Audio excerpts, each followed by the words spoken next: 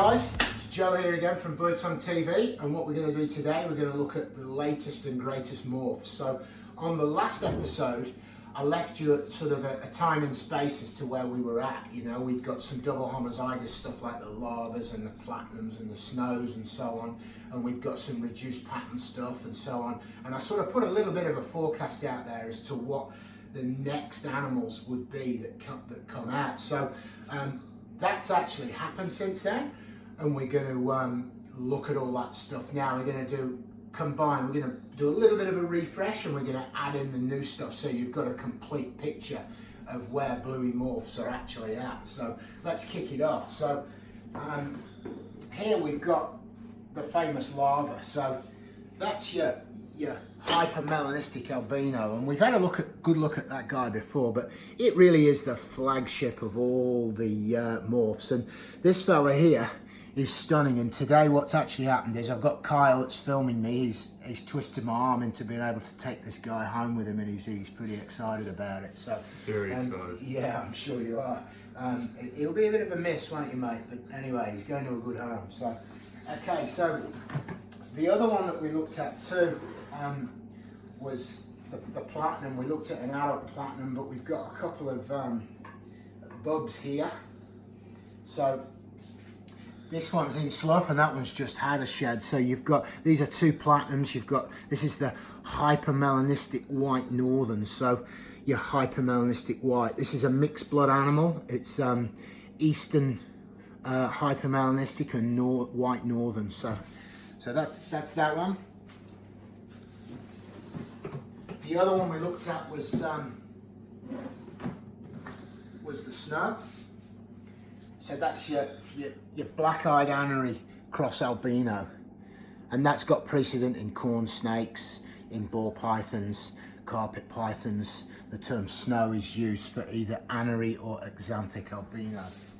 So that's three of those double visual mutations. The fourth one, which we already looked at, was the alabaster. Just bear with me while I dig some of these guys out. They run away from me a little bit. So that's your alabaster. That's your white northern mutation mixed with your black-eyed anery, and it gives a quite stunning black-eyed white northern basically. So that's your alabaster. Okay, so since then there was two more combos that I described that would be on the horizon, and that was going to be your white northern albino, so eastern albino and white northern. And we've got one of those here, and that's this guy here. So what you can see there is, you can see visually with the back patterning and reduced oranges and so on and so forth, you can see that that's visually a white northern, but also with the red eyes and pink tongue, you can actually see that it's actually albino too. And the name given to that one is a sun glow. There's a few sort of fake news imitation ones of these popping around that have been badly named, but that's the actual animal right there. So yeah, that's it. That's your white northern albino. The other one that we said was due or on the horizon was going to be the hypermelanistic anery. So you're looking at a black blue tongue, but what you're actually going to do to it is add the black eyes and take away the underlying orange pigment. So we've got two of them here. So if you bring that camera in close there, Kai, you can see those jet black eyes, and you can see that it's visually hypermelanistic because it's black, but what you can actually see under the belly is that it's a flash white belly. So as these guys shed, they're going to get whiter and whiter. So I hope to see sort of, which is what you can see already, a sort of silvery bluish colour happening, but they really are a slow burner, and I believe they're going to look really good in 3 or 4 sheds. So that's that. That's the 6 double visual animals that you can make from albino, hypermelanistic, white northern and anery. 6 visuals. You've got your lava, your snow, your platinum, your alabaster, your sun glow, and the blackout, which is your anery hyper. Cool. So that's your double homozygous from those animals. The next thing we're going to look at is a triple homozygous, and I've been fortunate enough to put one of those out this year. So what I've got is you've just seen the platinum, which is your hypermelanistic white northern. On top of that, we've added the anery genetics. So you've got effectively what is a black-eyed platinum, or you could turn it around and you could say it's a hypermelanistic alabaster. That's a real mouthful, but essentially it's triple visual, white northern, hypermelanistic and anery. Again, it's mixed blood for those that seem to want to correct things online. And we've got two of those right here.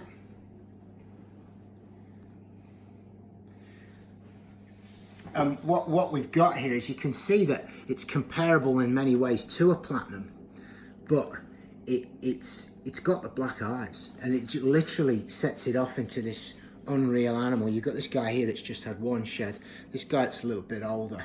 There's a little bit of size difference, but you can see they're both two real healthy animals. So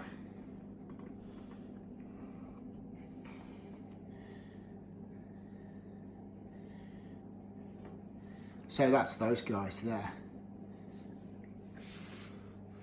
Okay, and there is one other triple that I managed to produce last year, and that guy's now an adult, and it's through in the shed there. So what I'll do is I'll duck in and grab that while Carl just gives you a little interim video of the emerald tree monitors there. So he'll just film those for a few seconds.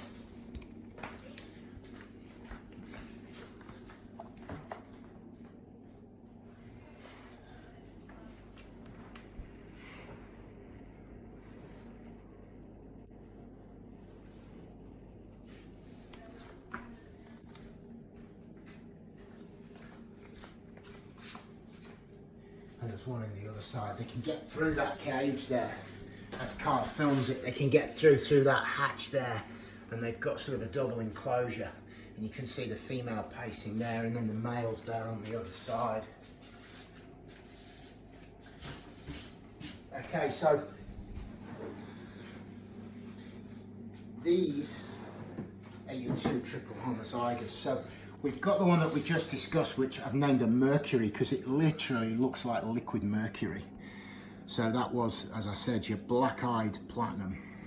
And then we've got the Moonglow here, which I believe, I think this one does need proving out, to be honest, but I believe you've got visual white northern, and you've definitely got visual albino and visual anery. So it's definitely a snow. It's just mildly objective as to whether it is the white northern genetics too. So these guys in the next couple of years are really going to kick on the mutation piece within the skincoides.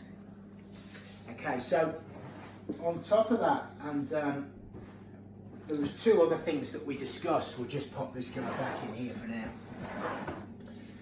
We looked at reduced pattern and the progress of that, because reduced pattern over the top of some of these other colour mutations is going to change the game again. And we also looked at T+. So I'm just going to do a little overview of those just to wrap this up. So where we're at with RP, this year I've been fortunate enough to get 3 of these guys out. They're just about to shed, so they will improve in colour and appearance as they shed. But what we've got is you've got visual RP that you can see there. Again, feisty little guys as they pee and poop on me. And you've also got the black-eyed exanthic. This is a separate gene to the anery. This is a different one. This is an exanthic. So you've got black-eyed going on there, and you've got the RP. So what these are going to look like is something akin to your exanthic zebras in the carpet python world.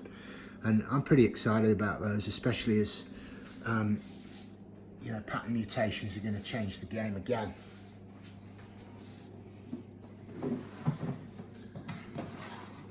Then finally, what we'll look at is we'll just look at these T+. You know, these are a northern blue tongue. We did look at these last time, and these seem to increase the yellows, and they also have this vibrant lavender hue. And this is one of this year's babies. Probably not the prettiest example of them, but still pretty stunning. And what I was discussing last time is that the potential of these in double combination format, so you compare these to T negative albino, to white northern, to hypermel, and to anery.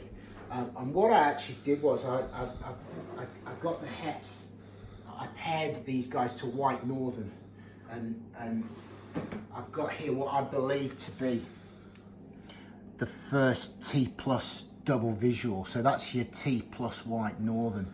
So what the white northern's done is it's taken out the lavenders, but it's left behind the really strong yellows. And what we're looking at here is something akin to a banana or something like that. Wasn't totally decided on the name yet, but it appears to be something akin to the banana mutation. Okay, and then finally on top of that, there's another example of these, but this guy's actually in shed. And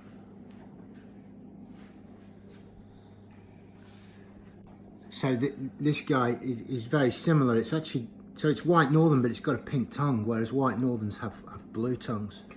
So this guy's come out of that combination too. So interesting to see what that leads to. I don't want to draw too many conclusions because it's a little bit objective, but there we go. That's your T plus double genetics, and there is a lot more to come on that over the next few seasons. So yeah guys, so whilst we've got those two in my hand, that's a really quick, fast and accurate, to the best of my ability anyway, update on bluey morphs in Australia. And as you all know, the bluey morphs in Australia, with the genetics that we've got here and the animals being native to Australia, we are sort of the world leaders in that, and I believe this is the forefront of it. So I hope you've enjoyed that, and I'll talk to you next time.